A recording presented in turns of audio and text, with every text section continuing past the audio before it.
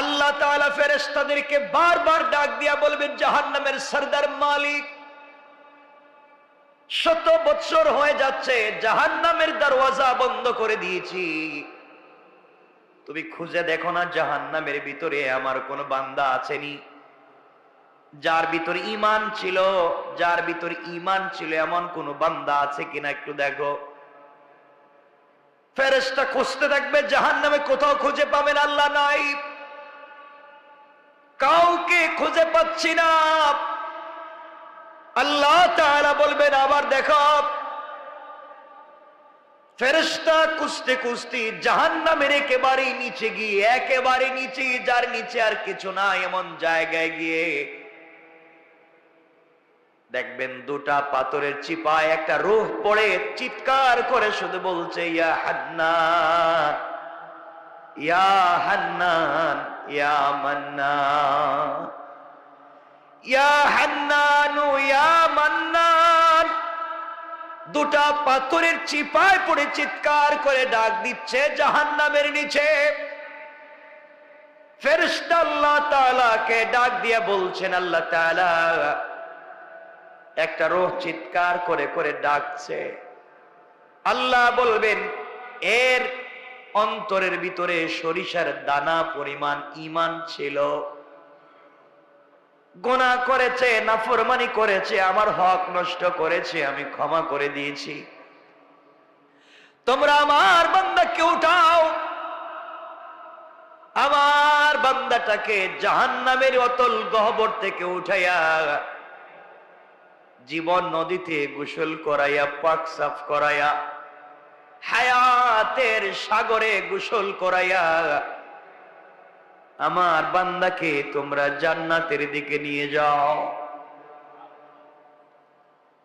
ওই সময় আল্লাহর বান্দা ডাক দিয়া বলবে, আল্লাহ তাআলা আমি আপনার জান্নাত চাই না, আপনি আমাকে জান্নাত দিবেন বলেছেন, আমি জান্নাত চাই না, আমাকে জাহান্নাম থেকে উঠাইয়া জাহান্নামের গর্তের পারে আমাকে রেখে দেন, জাহান্নামের গেট পর্যন্ত বসাইয়া দেন, আমাকে আর কিছু করা লাগবে না।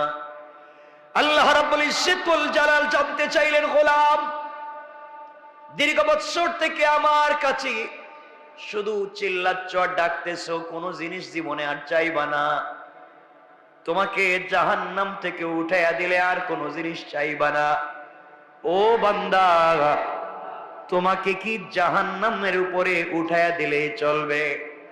বান্দা জাহান্নামের উপরে উঠে গিয়েছে, ফেরেশতারা তাকে রেখে দিয়েছেন দীর্ঘদিন, এভাবেই চলে যাচ্ছে, আবার চিৎকার করে কান্না করবে আর বলবে, আল্লাহ তাআলা ও মুনীব, আপনি দয়া করে জাহান্নামের নিচ থেকে আমাকে উঠালেন, জাহান্নামের গেট পর্যন্ত বসায় রেখে দিয়েছেন।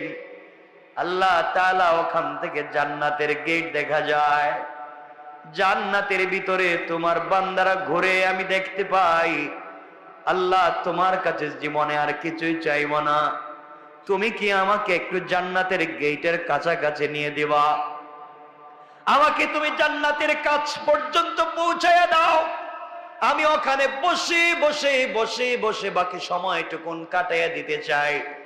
আল্লাহ তাআলা বলবেন, বান্দারে এটাই কিন্তু তোমার চাওয়া শেষ, আর চাইতে পারবা না, তোমার অন্তরের ভিতরে সরিষার দানা পরিমাণ নেক আমল ছিল, রব তোমাকে জাহান্নাম থেকে উঠে দিয়েছি, এরপরে তুমি চাইলা জান্নাতের কাছাকাছি গেট পর্যন্ত পৌঁছে দিলাম, যাও। ওখানে থেকে পৌঁছে দেওয়া হলো, জান্নাতের গেট যখন খুলে দেওয়া হয়, জান্নাতের নিয়ামতের সুবাসগুলা তার বডিতে লাগে। আল্লাহু আকবার বলেন। তার বডিতে জান্নাতের সুবাস লাগতে থাকে, জান্নাতের নিয়ামতগুলা লেগে যায়। জান্নাতের ভিতরে তাকায়া দেখে তার কত বন্ধু দুনিয়ার জমিনে ঠিক মতো সালাত পড়েছে, সে ঠাট্টা বিদ্রুপ করেছে, সে তার পাশের দোকানি নামাজ পড়ার কারণে আজকে জান্নাতি। তার ঘরের পাশের লোকটা গরিব ছিল, 3 বেলা খেতে পারতো না, আজকে জান্নাতি। আর তিনি দুনিয়ার জমিনে কোটি টাকার দালানে ঘুমাইছে না, আজকে জাহান্নামী। তাকাইয়া দেখতেছে কত গরিব মানুষ জান্নাতে ঘুরে, তার সহপাঠী কত বিজনেসম্যান জান্নাতে ঘুরে, সে জাহান্নাম থেকে উঠে আসছে, জান্নাতের গেটে বসে বসে কান্দে। আল্লাহ রাব্বুল ইজ্জত ওয়াল জালাল ডাক দিয়া বলছেন, বান্দা এবার কান্না করো, ব্যাপার কি? গোলাম ডাক দিয়া বলছে, আল্লাহ তাআলা আমি কান্না করি শুধু আপনার জন্যে, আমার জন্যে কান্না করো কেন? আয় আল্লাহ তাআলা এই জন্যে কান্না করি, আমি তো গুনাহগার, আপনার নাম তো আজিজুল গফফার। আয় আল্লাহ তাআলা আপনি আমাকে জাহান্নাম থেকে উঠিয়ে দিয়েছেন, জান্নাতের গেট পর্যন্ত পৌঁছে দিয়েছেন। আয় আল্লাহ তাআলা এত কিছু আপনি আমাকে করে দিয়েছেন, আমি জীবনে আর কোনো জিনিস চাইবো না। আল্লাহ রাব্বুল ইজ্জত ওয়াল জালাল বলছেন, তুমি তো বারবার বলতে চাইবা না, আবার চাও। এবার বান্দা বলছে, আল্লাহ তাআলা আমি তো গোলাম, আমি তো বারবার ওয়াদা ভঙ্গ করতে পারি, আমি তো গুনাহ করতেই পারি, আমি কথা বলে কথা না রাখতে পারি, কিন্তু সৃষ্টির মধ্যে একমাত্র যিনি আমাদের রব আর পুরা দুনিয়া তার সৃষ্টি, রব কাউকে কোনো ওয়াদা দিলে সেই ওয়াদাকে ভেঙে দেয় না। আল্লাহ জান্নাত কত সুন্দর দেখা যায়, তোমার কাছে আমি জান্নাত চাই না, জান্নাতে বসবাস করার কথাও বলি না, আমাকে একটা বার জান্নাতের ভিতরে দেখবার সুযোগ দাও, আমি জান্নাতের ভিতরে যাব, জান্নাত দেখে কথা দিলাম, ওয়াদা দিলাম বের হয়ে আসবো, যদি বের না হতে চাই আপনি ঘাট ধরে আমাকে বের করে দিবে, আমাকে একটা বার ভিতরে ঢুকবার সুযোগ দেন। আল্লাহ বললেন, বান্দারে এবারে কথা শেষ। কয় আল্লাহ আমিও তোমার কসম খায় বললাম এবারে কথা শেষ। সুবহানাল্লাহ বললাম। আল্লাহ বলেন এবারে কথা শেষ, আর কোন জিনিস চাইতে পারবে না, ঢুকলেই বের হওয়া লাগবে। বান্দা বলছে, আল্লাহ আমিও কথা দিলাম, এবার কথা বলা শেষ, আর কোনদিন চাইব না। আল্লাহ তাআলা বললেন, যাও তুমি জান্নাত দেখে আসো। বান্দা জান্নাতের ভিতরে যখন প্রবেশ করেছে, দৌড়াতে শুরু করেছে, দৌড়ায়। থামেন। আল্লাহ বলেন, বান্দা থামো না কেন? তোমাকে না বলছিলাম তুমি টাইম শেষ হয়ে গেলে বের হয়ে যাবা? ও বান্দা, বের না হয়ে তুমি জান্নাতের ভিতরে দৌড়াও কেন? এবার বান্দা দাঁড়িয়ে গিয়েছে, আর ডাক দিয়ে বলছে, আল্লাহ আপনার সঙ্গে আমি কিছু কথা বলতে চাই। আল্লাহ বললেন, কি কথা বলতে চাও বলো। আল্লাহ তাআলার কাছে বান্দা বলছে, আল্লাহ আপনার কাছে আমি জানতে চাই, আপনি যদি কাউকে কোনো জিনিস দান করেন তাহলে আপনি কি কোনোদিন ফিরিয়ে নিতে পারেন? আপনার কি কোনো জিনিসের কমতি আছে নাকি? আপনি কি এমন আল্লাহ, আপনি কি কাউকে কিছু দিলে ফিরে আনেন? দুনিয়ার মানুষ কিছু দিলে ফিরিয়ে নিতে পারে, খোটা দিতে পারে, আপনি তো এমন আল্লাহ না, কাউকে কোনো জিনিস দিলে ফিরিয়ে নিতে পারেন না। আপনি কোরআনে কারীমের ভিতরে বলেছেন, কাউকে যদি আপনি জান্নাতে প্রবেশ করান আর জীবনে বের করবেন না, আমাকে যেহেতু ঢুকাইয়া দিয়েছেন, আপনি কেমনে আমাকে বের করতে চান? তাহলে তো ওয়াদা ঠিক থাকবে না। আল্লাহ রাব্বুল ইজ্জতুল জালালের রহমতের সাগরে জোশ উঠে গিয়েছে। আল্লাহ বলেন, বান্দা তোমাকে বের করতে চাই না, তুমি বলো কেমন জান্নাত চাও, যেই জান্নাত চোখে দেখা যায় তার চাইতে 10 গুণ বড় জান্নাত তোমাকে দিতে চাই। আমি বুঝাতে চাইলাম, দুনিয়ার জমিনে আপনি যত অন্যায় করেন না, ফরমানি করেন, রব চাইলে ক্ষমা করে দিয়ে জান্নাত দিতে পারে। কিন্তু আল্লাহ বলেছেন, বান্দা দুইটা গুনাহ যদি কোনোভাবে করো আমি ক্ষমা করব না। 2 গুনাহ করলে আল্লাহ তাআলা বলেছেন ক্ষমা করবেন না, বাকি সব তিনি ক্ষমা করে দিতে পারেন। 1 নাম্বার গুনাহ হলো বান্দার হক। বান্দার হক যদি আপনি নষ্ট করেন, বান্দাকে যদি আপনি কোনোভাবে কষ্ট দেন, লেনদেন করেন, টাকা পয়সা মেরে খান, জায়গা জমিতে ভুলভাল দলিল করেন, কারো জায়গা ইচ্ছা মতো দখল করেন, মানুষকে কষ্ট দেন, মানুষের রাস্তা বন্ধ করেন, সারাদিন চিন্তায় থাকেন কেমনে মানুষকে কষ্ট দিবেন, সারাদিন পরামর্শ করেন কেমনে অমুককে তমুককে কষ্ট দেওয়া যায়। দুনিয়ার জমিনে কোনোভাবে যদি আপনার কাছ থেকে সরিষার দানা পরিমাণ কোন বনিয়াদম কষ্ট পায়, আল্লাহ তাআলা বলছেন আমি ক্ষমা করব না। এই বিচার আমার কাছে নাই। সে বদলা যদি নিতে চায়, সে ক্ষমা না করা পর্যন্ত আমি তোমাকে ক্ষমা করব না। ও বান্দা, তুমি যদি 1000 কোটি টাকা দান করো, শত শত মসজিদ বানাইয়া দেও, হাজারবার আমার ঘর তওয়াফ করতে যাও, আর সরিষার দানা পরিমাণ বান্দার হক থাকে, আমি কিন্তু ক্ষমা করতে পারবো না। সুতরাং দুনিয়ার জমিন থেকে জান্নাত পর্যন্ত যেতে হলে 1 নম্বরে বান্দার হক থেকে নিজেকে বাঁচিয়ে রাখতে হবে। কথা বলেন, কথা বলেন না কেন? বান্দার হক নষ্ট করা যাবে না, বান্দাকে কোনোভাবে কষ্ট দেওয়া যাবে না, মানুষকে কোনোভাবে কষ্ট দেওয়া যাবে না, টাকা খায়া গ্রামের বিচার করা যাবে না, জায়গা জমি দখল করা যাবে না, ভাই বোনকে ঠকানো যাবে না, মা বাপকে ঠকানো যাবে না, স্ত্রী সন্তানকে ঠকানো যাবে না, আত্মীয় স্বজনকে ঠকানো যাবে না। যার যে হক আছে হক আপনি পৌঁছে দিবেন। কারো উপকার করতে না পারেন, ক্ষতি করতে যাবেন না। কারণ বান্দা, আল্লাহ তাআলা বলে দিয়েছেন, বান্দার যখন হক নষ্ট করা হয়, যে হক নষ্ট করে তার নাম জালেম, যার হক নষ্ট হয় তার নাম মাজলুম। আর আল্লাহ রাব্বুল ইজ্জত ওয়াল জালাল বলে দিয়েছেন, কিয়ামতের দিন কোন জালেমের দিকে আমি তাকাবো না, কোন জালেমের কথাও শুনবো না, আর মাজলুম যে হবে তার হিসাব নিব না, বিনা হিসাবে জান্নাত দিতে চাই। সুবহানাল্লাহ, জোরে বলেন। এই জন্য দুনিয়ার জমিনে চলার পথে আমরা যদি ঠকে যাই, কেউ যদি আমাদেরকে কষ্ট দিয়ে থাকে, আমাদের হক নষ্ট করে থাকে, আমাদের জায়গা জমি দখল করে থাকে, আমাদের টাকা পয়সা মেরে খেয়ে থাকে, আমাদেরকে কষ্ট দিয়ে থাকে, সুযোগ থাকলে ক্ষমা করে দিবেন। হয়তো আল্লাহ আপনাকে বড় করে দিবেন, কিয়ামতের দিন হয়তো আপনি তাকে ক্ষমা করবেন না।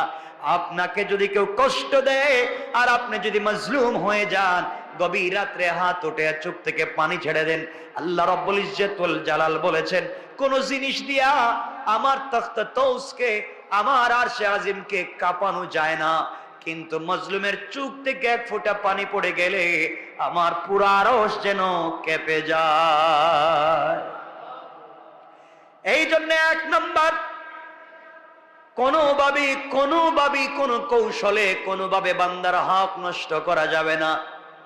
যার যত হক আছে, যার যত প্রাপ্য আছে তাকে পৌঁছে দেওয়া লাগবে ইনশাআল্লাহ। সবাই বললেন না? যার যে প্রাপ্য আছে পৌঁছে দিবেন, হক নষ্ট করবেন না। আপনি বড় মানুষ, আপনি এলাকার বড় মানুষ, আপনি বাড়ির বড় ভাই, আপনি জায়গা জমি নিজের নামে নামজারি করালেন, প্রিন্ট করালেন, দলিল করলেন, বুয়া বানালেন, আপনি জায়গা জমি দখল করলেন, সব বাড়িতে থাকবে, সব দুনিয়ায় থাকবে, আপনাকে কিয়ামতের দিন হিসাব দেওয়া লাগবে। এই জন্য এগুলা সব ভুলে যান, মানুষকে কষ্ট দেওয়া যাবে না। আজকাল গ্রামগঞ্জে দেখবেন মানুষকে, বা ঢাকা শহরেও দেখবেন মানুষকে যারা কষ্ট দেয়, মানুষের হক যারা মেরে খায়, ইন্তেকালের সময় কিন্তু তাদের বহুত কষ্ট হয়। কথা বলে, এটা বহুত কষ্ট। মানুষের হক নষ্ট করলে মরার সময় কষ্ট হবে। তাহলে 1 নাম্বার, বান্দার হক নষ্ট করা যাবে, বলেন না যাবে। 2 নাম্বার, শিরিক করা যাবে। আল্লাহ রাব্বুল ইজ্জত ওয়াল জালাল বলেছেন, ইন্নাহু মাইয়ুশরিক বিল্লাহ ফাকাদ হারামাল্লাহু আলাইহিল জান্নাহ ওয়া মাওয়াহুন নার। আল্লাহ রাব্বুল ইজ্জত ওয়াল জালাল বলে দিয়েছেন, যারা আমি আল্লাহর সঙ্গে শরীক করলো, হারামাল্লাহু আলাইহিল জান্নাহ, তার জন্য জান্নাত একেবারে হারাম। ওয়া মাওয়াহুন নার, তার অরিজিনাল ঠিকানা জাহান্নাম। ওয়া মা লিয-যালিমিনা মিন আনসার, কিয়ামতের দিনে কেউ তাকে সাহায্য করতে পারবে না। তাহলে বোঝা গেল, শিরিক করলে অরিজিনাল ঠিকানা জাহান্নাম, পাবলিকের হক মেরে খাইলে অরিজিনাল ঠিকানা, বলেন কেউ মাফ দিবে? কেউ মাফ করাবে? আল্লাহ মাফ দিবেন? শিরিক মাফ হবে না। মানুষের হক মাফ হবে, মাফ করাতে চাইলে দুনিয়ায় মৃত্যুর আগে যার হক নষ্ট করছেন তার হক তাকে পৌঁছে দেন। আপনারা মনে করছেন আস্তাগফিরুল্লাহ আস্তাগফিরুল্লাহ আস্তাগফিরুল্লাহ, এটার নাম মনে হয় তওবা। এটা তো ভুয়া জিনিস। পাবলিক রে মাইরা খাইয়া সারাদিন আস্তাগফিরুল্লাহ বলে কোনো সওয়াব নাই। পাবলিক রে ঠকাইয়া রাত দিন আস্তাগফিরুল্লাহ বলার মধ্যে কোন সওয়াব? বলেন কোন সওয়াব? তওবা হচ্ছে যার যে হক তার কাছে হক পৌঁছে দেওয়া, এটার নাম তওবা। কথা বুঝতে পেরেছেন? এজন্য যারা কলেজে পড়েন, ইউনিভার্সিটিতে পড়েন, আপনি ইউনিভার্সিটির কাছাকাছি কত ক্যান্টিন আছে, আপনি কত সিঙ্গারা সমোসা খাইছেন, কত রং চা খাইছেন। আঙ্কেল বিল দিমুনে, এই যে দিমুনে বলছিলেন আর নাই, হয় না এগুলা? আমরাও তো পড়ে আসছি। বিকালে নাস্তার টাইমে চা খাইছেন দিমুনে, আগামী মাসে আব্বা টাকা পাঠাইলে কই? হয়তো আপনি এখান থেকে চলে গিয়েছেন, অন্য জায়গায় চাকরি নিয়েছেন, আপনি সব ভুলে গিয়েছেন, হয় না এগুলা? আপনি এখানে একটা বাসা ভাড়া নিছেন, এক মুদি দোকান থেকে আপনি হয়তো কোনো জিনিস 2, 4, 5, 10, 20 টাকা নিছেন, ভুলে গিয়েছেন।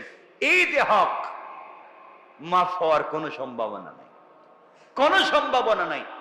ওটা আল্লাহর খাতায় লেখা আছে, কিয়ামতের দিন বাইর করে দিবেন। বলবেন ইকরা কিতাবাকা, পড়ো তোমার এই কিতাব, কাফা বিনাফসিকাল ইয়াওমা আলাইকা হাসিবা।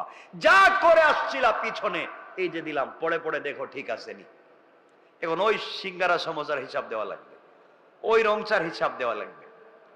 এজন্যে আমরা এগুলা দেখবো। আমরা চাকরির সুবাদে বিভিন্ন জায়গায় বসি, আমরা ঋণ করি, আমরা টাকা পয়সা দোকান থেকে কিছু খাই, হয়তো টাকা দেই না।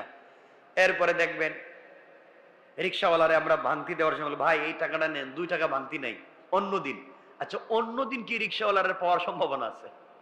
তো বলেন তো, আপনারা তো বলেনি যে অন্যদিন যদি দিমুনে বাড়াইয়া, বলেন না কথাগুলো অনেকে? অন্যদিন দিবেন বাড়াইয়া, তো অন্যদিন পাইলে না এনে দিবেন। এটা করবেন না। পাবলিকের হক বড় সেনসিটিভ ব্যাপার। কোন তাহাজ্জুদে কাজ হবে না, কোন সাজদায় কাজ হবে না, কোনোভাবেই কাজ হবে না। এগুলো মাফ নিতে হয়। এজন্য আল্লাহর ওয়াস্তে আমরা কোনোভাবেই বান্দার হক নষ্ট করব। সবাই বলেন না, নষ্ট করব, শিরিক করব। এই 2টা জিনিস মাথায় রাখবেন। রাসূল বলছেন তোমরা আমাকে 2 জিনিসের গ্যারান্টি দাও। এই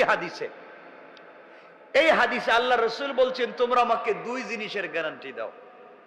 একটা হচ্ছে বান্দার হক মেরে খাবা না, আল্লাহর সঙ্গে শিরিক করবা না, আমি তোমাদেরকে জান্নাতের গ্যারান্টি দিলাম। অন্য হাদিসে বলেছেন তোমরা তোমাদের মুখকে হেফাজত করো, লজ্জাস্থানের হেফাজত করো, আমি তোমাদেরকে জান্নাতের গ্যারান্টি দিলাম। তে আমরা এখানে শুধু আমি এতটুকুন বলছি, আমরা বান্দার হক নষ্ট করব না, আর কথা বলেন না, শিরিক বুঝেন তো? আল্লাহর সাথে শরীক করা, অংশীদার বানানো, মত মনে করা, আমরা এগুলো করব না। দোকান না খুললে পেট চলবে না, ছেলে বিদেশ থেকে টাকা না পাঠালে আমার চলবে না। ছেলে যখন বিদেশে ছিল না, চলতো না আপনার? কথা বলেন না কেন? দোকান যখন বন্ধ ছিল, চলে নাই আপনার? এই ছোটখাটো কথাও শিরিক হয়ে যায়। মানে রাখবেন, এগুলার থেকেও আমাকে বাঁচতে হবে। শিরিক ফি জাত, শিরিক ফি সিফাত, শিরিক ফিল আমাল। আমলি শিরিক থেকে বাঁচতে হবে, জাতি শিরিক থেকে বাঁচতে হবে, সিফাতে শিরিক থেকে বাঁচতে হবে ইনশাআল্লাহ। কয় জিনিস? আজকের পুরো আলোচনা থেকে আমরা বাঁচবো কয় জিনিস থেকে? 1, বান্দার নষ্ট করা যাবে। 2, শিরিক করা যাবে। আপনি নামাজ পড়েননি, আল্লাহর কাছে জবাব দিবেন। রোজা রাখেননি, আল্লাহর কাছে জবাব দিবেন। হজ করেননি, আল্লাহর কাছে জবাব দিবেন। আল্লাহ চাইলে ক্ষমা তো করে দিতে পারেন। একজন রোজা রাখে নাই, হজ করে নাই, যাকাত দেয় নাই, কুরবানি করে নাই, কিচ্ছু করে নাই, কিন্তু মরার আগে হয়তো এমন ছোট 1 সেকেন্ডের কোন একটা আমল করছে, আল্লাহর কাছে এটা ভালো লাগছে। এই আমলটুকু আল্লাহর কাছে ভালো লাগছে, আল্লাহ তার জিন্দগির পুরো আমল নামার গুনাহকে মিটাইয়া দিবে। ইল্লা শিরিক করলে ওটা থাকবে, ওটা মিটবে না। পাবলিকের হক নষ্ট করলে ওটা থাকবে, ওটা মিটবে না। এজন্য আমরা এই 2 জিনিস থেকে নিজেকে বাঁচাবো। সবাই বলেন ইনশাআল্লাহ। আল্লাহ আমাদের কবুল করুক, আমিন। হযরত নূহ আলাইহিস সালাম আল্লাহর কাছে বলতে চাইলেন, আল্লাহ আমিও তোমার কাছে চাই, আমার উম্মতেরা যারা এত কিছু করবার পরে, এত ভালোবাসা, এত দোয়া, এত নসিহাত, এত উত্তম ব্যবহার, এত দিন তাদেরকে এতদিন ওয়াজ নসিহত এত কিছুর পরও ভালো লাইনে আসে নাই, এরপরে আমারে খুঁচায়, মাফ করে দিলাম, আপনারে গালি দেয়, আপনারে মারতে চায়, আপনার বিরুদ্ধে যুদ্ধ করতে চায়, রাত দিন শিরিক করে, একজন আর একজনকে ঠকায়, তাদের কাছে শিরিকও আছে, বান্দার হক নষ্ট করার জিনিস আছে। আল্লাহ এই দুই জিনিস দিয়ে তারা ভরে গিয়েছে, এদেরকে তুমি দুনিয়ার জমিনে রেহাই দিবেন? কে দোয়া করছেন?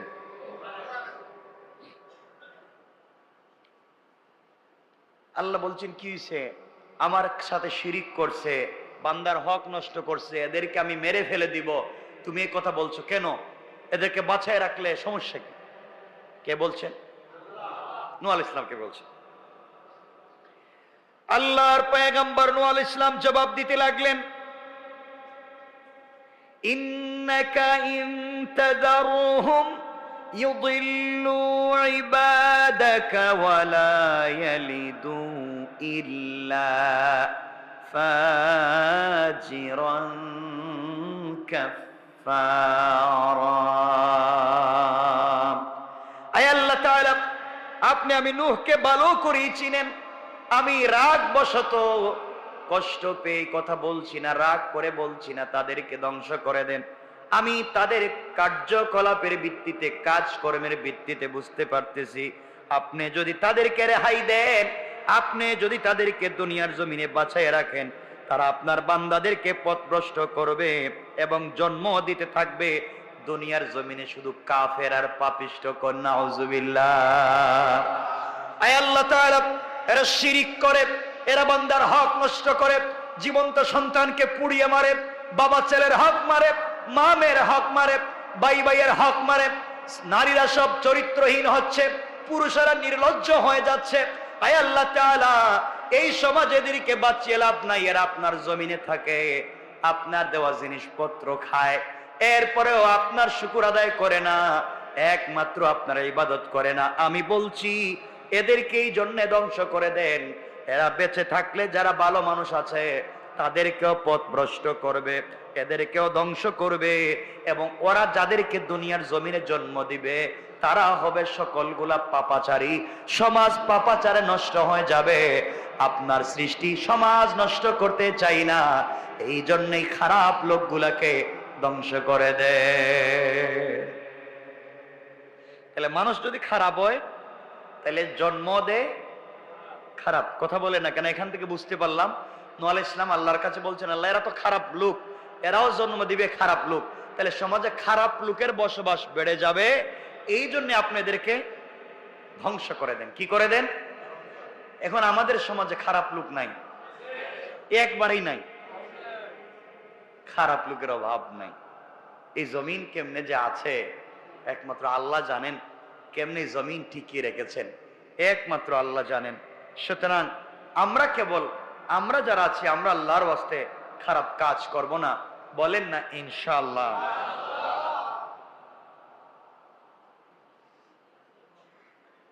এরপরে হযরত নূহ আলাইহিস সালাম বলছেন, আল্লাহ আমি যে বললাম সবগুলারে ধ্বংস করে দেন, তাই বলে যদি একবারে ভালো মানুষের ধ্বংস করতে শুরু করেন, আমি যে বলছি সবগুলারে মাইরে ফেলান, এখন যদি এর ভিতর দিয়ে ভালো মানুষও বিপদে পড়ে যায় তাইলে তো ঝামেলা। হযরত নূহ আলাইহিস সালাম আবার আল্লাহর কাছে দোয়া করলেন। আল্লাহর কাছে দোয়া করে বলছেন, আল্লাহ তাআলা, রব্বি গফিরলি ওয়া লিওয়ালিদাইয়া ওয়া লিমান দাখালা বাইতিয়া মুমিনান ওয়া লিল মুমিনিনা ওয়াল মুমিনাতি ওয়া লা তাজিদিজ যালিমিনা ইল্লা তাবারা। হযরত নূহ আলাইহিস সালাম বলতে লাগলেন, হে আমার পালনকর্তা, আপনি আমাকে, আমার পিতামাতাকে, যারা মুমিন হয়ে আমার গৃহে প্রবেশ করবে তাদেরকে, এবং মুমিন পুরুষ এবং মুমিন নারীদেরকে ক্ষমা করুন, এবং জালেমদেরকে, শুধুমাত্র কেবলমাত্র জালেমদেরকে ধ্বংস করুন।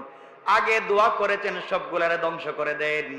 আল্লাহ তাআলা এখন চিন্তা করলেন, নূহ আলাইহিস সালাম আমার কথা যদি আল্লাহ সবাইরে ধ্বংস করে দেয় মুমিন মুমিনাতরাও যদি মেরে ফেলে।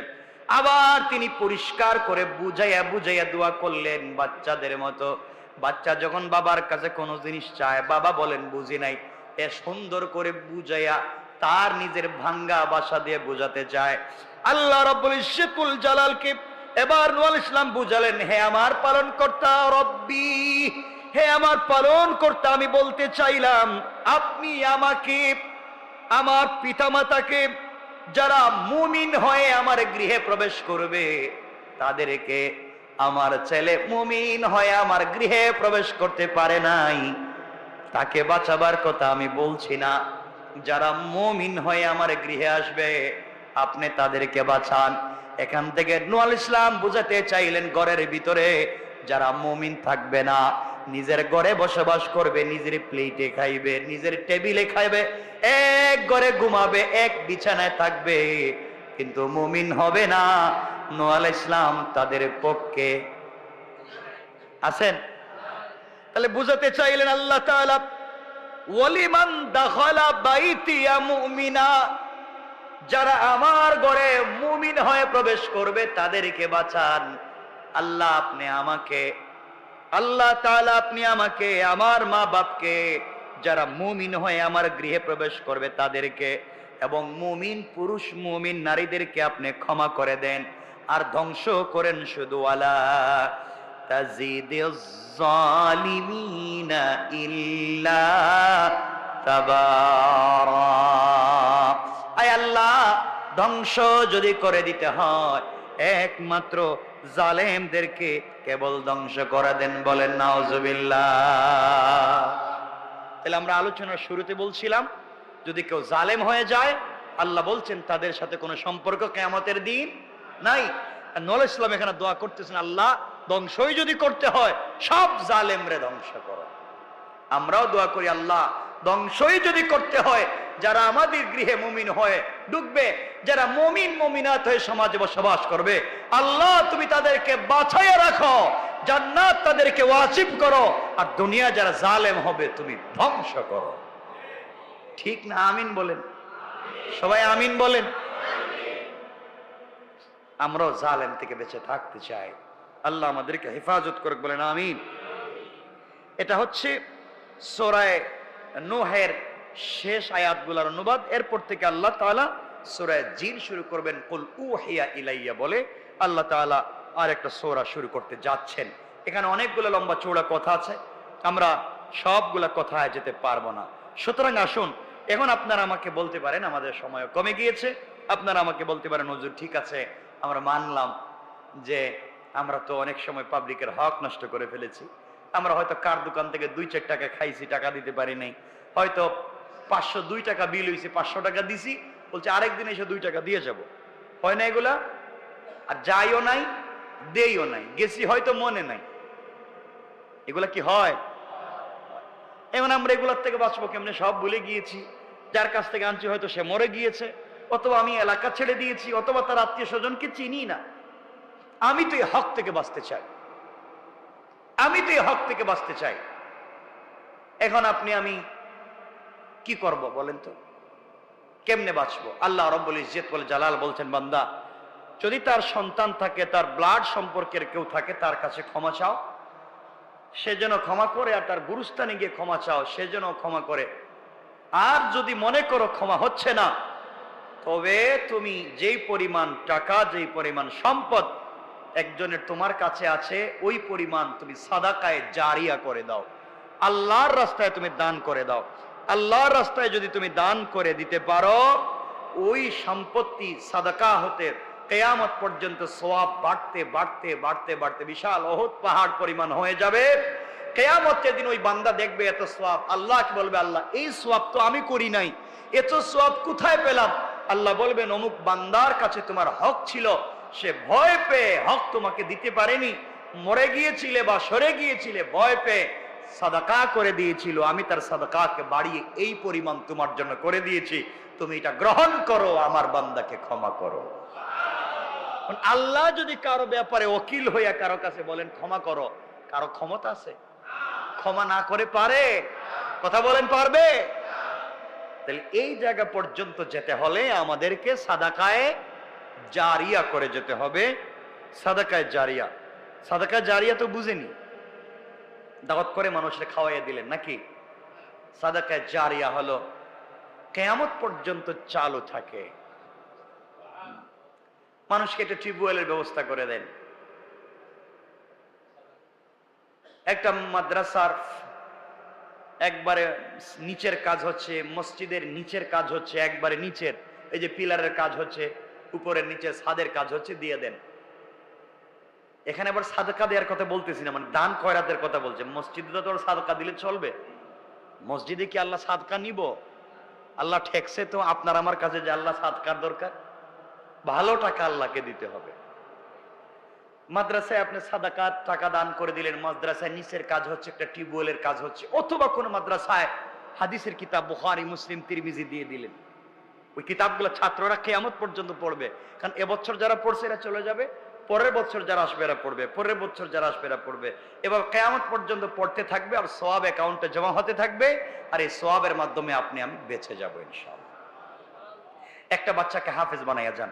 আপনি আমি নিজের বাচ্চাকে হাফেজ বানাতে পারলাম না, আমরা অন্যের বাচ্চাকে হাফেজ বানাবো নিজের টাকায়, এটা নাম সাদকায়ে জারিয়া। কথা বুঝতে পেরেছেন? অন্যের বাচ্চাকে হাফেজ বানিয়ে যাব। একটা মাদ্রাসায় কাজ করে দিয়ে গেলাম, এতিমখানায় দিয়ে গেলাম, মানে দাতব্য সংস্থাগুলোতে যেখানে দিলে হয় এমন জায়গায় আমরা দান করলাম। বিশেষ করে টিউবওয়েল, পানির ব্যবস্থা করলাম, মানুষের রাস্তাঘাটের ব্যবস্থা করলাম, রাস্তায় ফলের গাছ লাগাই দিলাম। কথা বুঝতে পেরেছেন? এগুলো হচ্ছে সাদকায়ে জারিয়া। একজন গরিব মানুষ, ঘরে থাকবার জায়গা নেই, তার একটা ঘর বানাবার ব্যবস্থা করে দিলেন। একজন মানুষ ক্যান্সারে আক্রান্ত, বড় রোগে আক্রান্ত, হসপিটালে ভর্তি, টাকা পয়সা নেই, তারা একটু সহযোগিতা করলেন। কথা কি বুঝতে পেরেছেন আপনারা? এগুলো আপনারা দিবেন। এগুলা দিলে হবে কি? হযরতে আলী রাদিয়াল্লাহু তাআলা আনহু, আলী রাদিয়াল্লাহু তাআলা আনহু বারবার বলতেন, এই দুনিয়ার জমিনে আমি এক সময় না খেয়ে থাকতাম, এই দুনিয়ার জমিনে একসময় আমি না খেয়ে থাকতাম, আমার খাবার ছিল না।